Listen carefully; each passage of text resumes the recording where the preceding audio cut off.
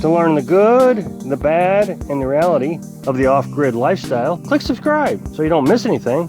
Hit the bell notification.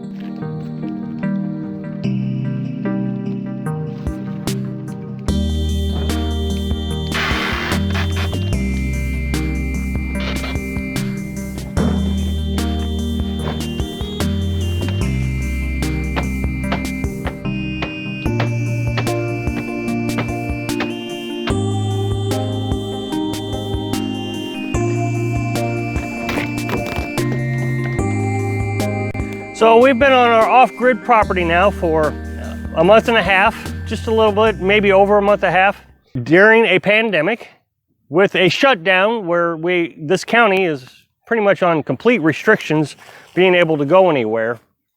Now, a lot of folks said that Home Depot and Lowe's are open. Now, the closest Home Depot and Lowe's, I would say, is about 50 miles away, so I'm not interested in driving back and forth to pick up, little supplies here and there. We have a local hardware store, which is shut down. So that's, when I say the hardware store has been shut down, that is the one I'm talking about, is the one that's close to us that we can go get, like an extension cord or safety glasses. But we have completed our demolition of the mobile home trailer that we've been working on. Everything is cleared off of it now. So we're just picking up the scrap lumber and sorting it all out now. Which means now the only thing left to do is to cut up the frame.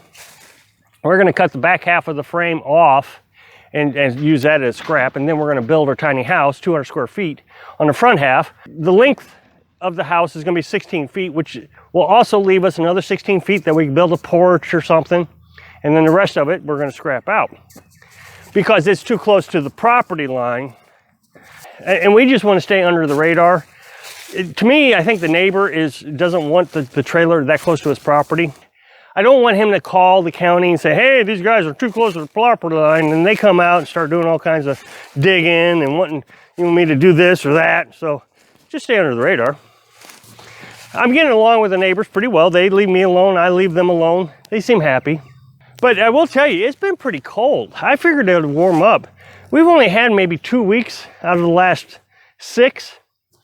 I wouldn't even say they were full weeks, where the temperature was reasonable, that you weren't having to heat at night. For the last 2 weeks now, we've had to heat at nighttime.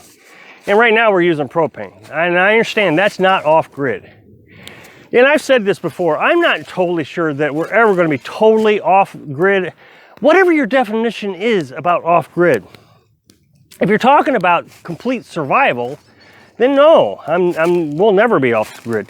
For the simple fact that I have a water heater that uses propane. Now, I know that you can build a wood-burning propane stove, and, maybe over time I'll start, playing around with things like that.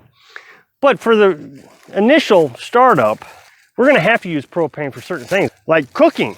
In some cases, we might use propane as a backup heater. Which brings me to a subject that a lot of people have been asking questions about. We have an acre and a half here of wooded area. Now, only half of it is wooded. The other half is pretty much cleared off. I mean, there's some woods over there, and if we ever had to, I guess we could cut into that. If you owned a 1,000 square foot house, I would say that an acre and a half is not enough wood for you to actually heat your house with.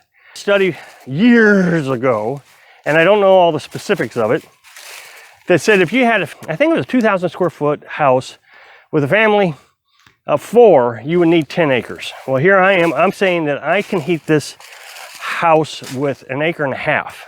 Well, there's several things that figure into that also. First of all, we're going to use the deadfall. I don't really want to cut good trees. But Rob, you can't use deadfall. You'll get creosote in the chimney. Yeah, you're right. I could. You have to think about what you're doing. If you're talking about using old rotted wood that's all full of moisture like this one here, no, you can't do that. But I can use this tree right here. This tree is all rotted out. See, there's no... So that one I can cut down and I can use it for deadfall.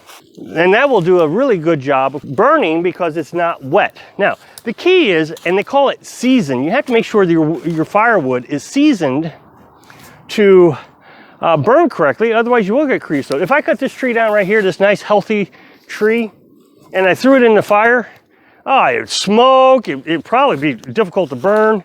So you have to cut it probably, I don't know, now or early fall or late summer, and let it sit and dry out. Otherwise you would get creosote in the chimney, and creosote can cause chimney fires. That's why they're so dangerous. That's why the insurance companies charge so much. Now we're gonna build an outdoor furnace. I've talked about this. It's gonna be just a little outdoor campfire furnace is what it's gonna be. And it's very small. It's like, I don't know, 3 feet by 2 feet. I mean, it's very tiny. And so, yes, I will have to go out and I will have to fill it regularly. And in some cases, it may not even make it through the night, which means, yep, I'm going to have to get up in the middle of the night and I'm going to have to fill the wood stove. So these are all the things I've already considered.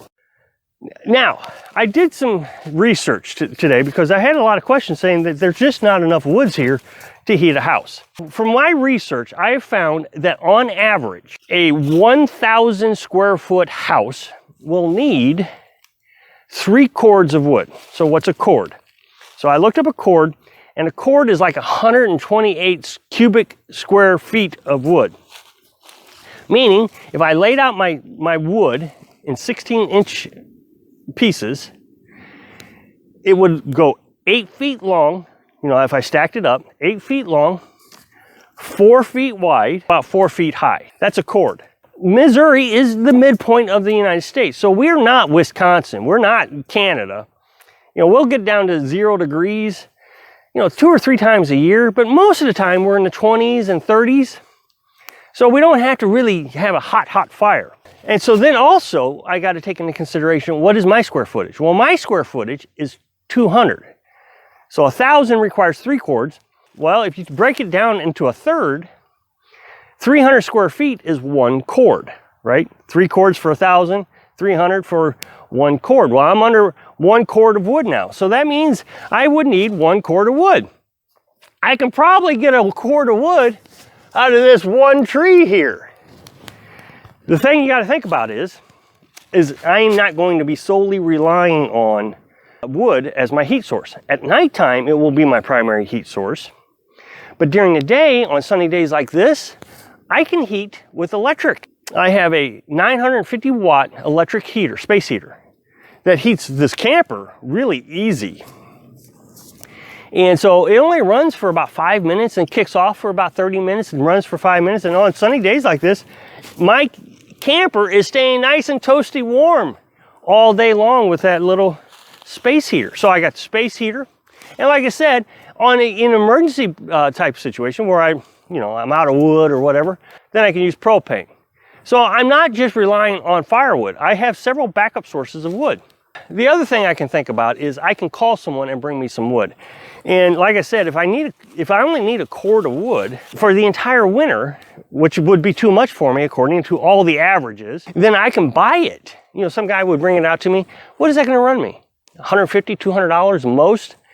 And they'll bring it out, deliver it, stack it up for me. And so then I would have all that firewood that is all seasoned out and it's perfect. Another thing that just happened to us, which is really cool, is my neighbor said, hey, if you want deadfall, come over to my property and you can have deadfall on my property too. The other thing is trying to get it out of the woods. And there's a creek. Well, I mean, I'm not going to make this a big challenge. This is just, I'm not going to need a tractor or anything like that. I'm just going to get a little wagon.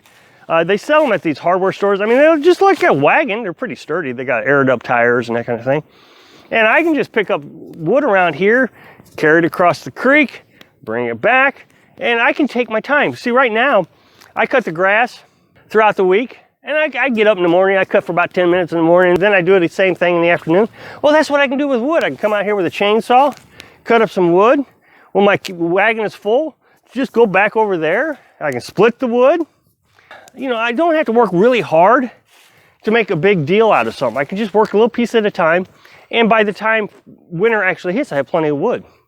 The camper and the tiny house, the camper is very well insulated. So I can air condition it and heat it with a match right now. And I'm going to do the same thing, well, probably even better with the tiny house. I'm going to use 2x6s for the walls. I'm going to insulate it with R19 insulation. I'm going to really stack the insulation up in the attic. I'm going to insulate underneath the floor. All these little things add up when you're living in a space this small. When we cook, oh man, it'll burn you out of that little camper. And the same thing will happen in a tiny house. It'll burn you out when you're cooking. When you take a shower, the water heater, the on-demand water heater kicks on, and it'll burn you out. So those things will also supplement some of our heating needs. This has all been tested. I mean, we haven't tested the wood furnace, but my dad and my grandparents and everybody I know, I was raised on wood heat. So I think I got a handle on how much wood I'm going to need to heat with. Thanks for watching.